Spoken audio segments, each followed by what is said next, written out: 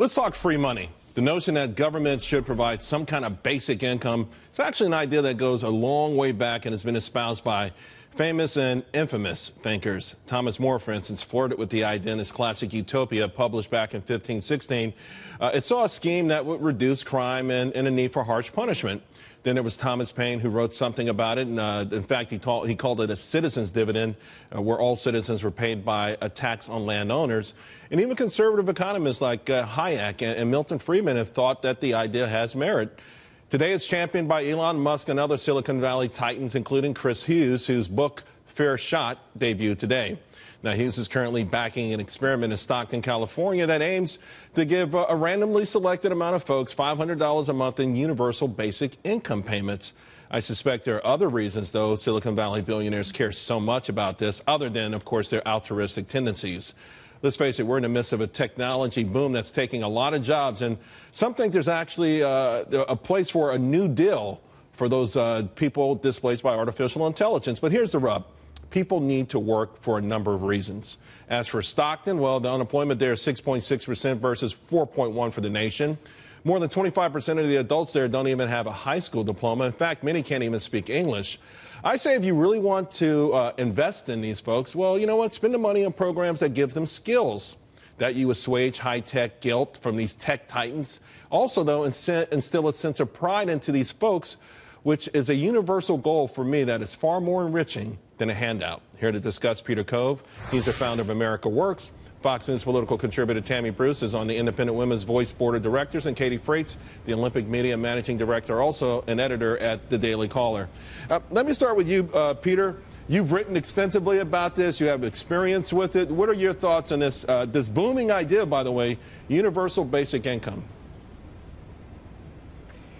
Well, I don't agree with it. I think it makes no sense. I think what we should be doing, and I had this in my book last year, Poor No More, is that we should take the money that we're spending on welfare and on poverty programs and take that money and convert it into jobs in the private sector where possible and in the public sector if there aren't enough, so that you have people working, not staying home and getting a check.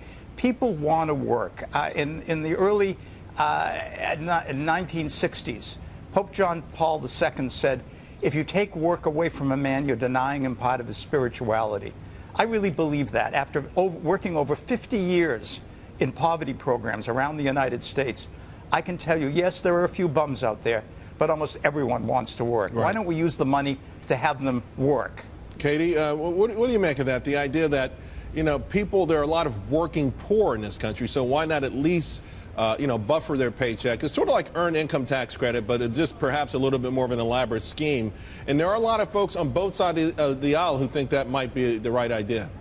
Well, I'm interested to see what these studies bear out once they're concluded. But it's the same problem, Charles, with things like why a utopia is never going to be possible. The same reason why a universal basic income isn't going to work is that it ignores the concepts of basic human nature, which is that if you are given something, quote unquote, for free, it's still coming from somewhere. It does not incentivize you to do more. It does not make you feel a sense of accomplishment. It does not make you want to go work. It does not make you want to go create or think. It essentially allows you to stay and be slothful and stay at home. So I'm not sure why they continue to push this as if simply being a human being means you deserve money for nothing and no strings attached. Well, you know, and it's interesting because I remember FDR's 4 freedoms. The one that always bothered me was the freedom from want. I think want drives us. You know, we all should have a certain degree of want when we get out of bed in the morning. But Tammy, they tried this last year in Finland. The program was a miserable failure, but they're going to redouble their efforts again this year because they're convinced, people around the world are convinced, including the brilliant billionaires in Silicon Valley, that this will work. Somehow that this will create a utopia of sorts. Well, these are individuals who've clearly accomplished a lot. I'm a big admirer of Mr. Musk and everyone, but at the same time, they view society in a different way. This is like kind of sprinkling the rubes with a little bit of honey and try maybe either to keep them calm or whatever. But it's also the low-income cities that are doing this. It's liberals that are doing this. Liberal management, liberal cities like Stockton, where they've got a very high poverty rate. They don't want to have to deal with the failure of their policies, and this is a way of placating the dynamic. Right. But obviously, as we've already discussed, this destroys the human sense of self. And it's a sense of entitlement, but most people understand.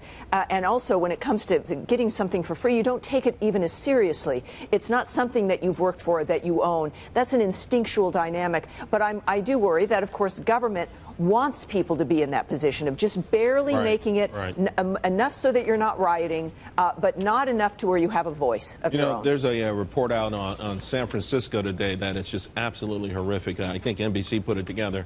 And Peter, it gets back to the point Tammy just made. We see these extreme levels of income inequality in the most progressively run cities and states in this country. And to me, it already proves that their schemes do not work. In fact, they make things worse. Oh, absolutely. They make things worse. But the worst thing is to keep people not working, because there was a book written by Adam Perkins last year called The Welfare Trait. He's a British neurobiologist, and he looked at people who were on welfare for many generations. And what happens is it really affects the brain. It affects how people think, how they believe, how they approach the world. To keep people just receiving a check instead of having them work and using the money to keep them home makes no sense to me at all. It keeps them down. That's maybe perhaps part of the point. There's absolutely no doubt about it. Thank you all very, very much.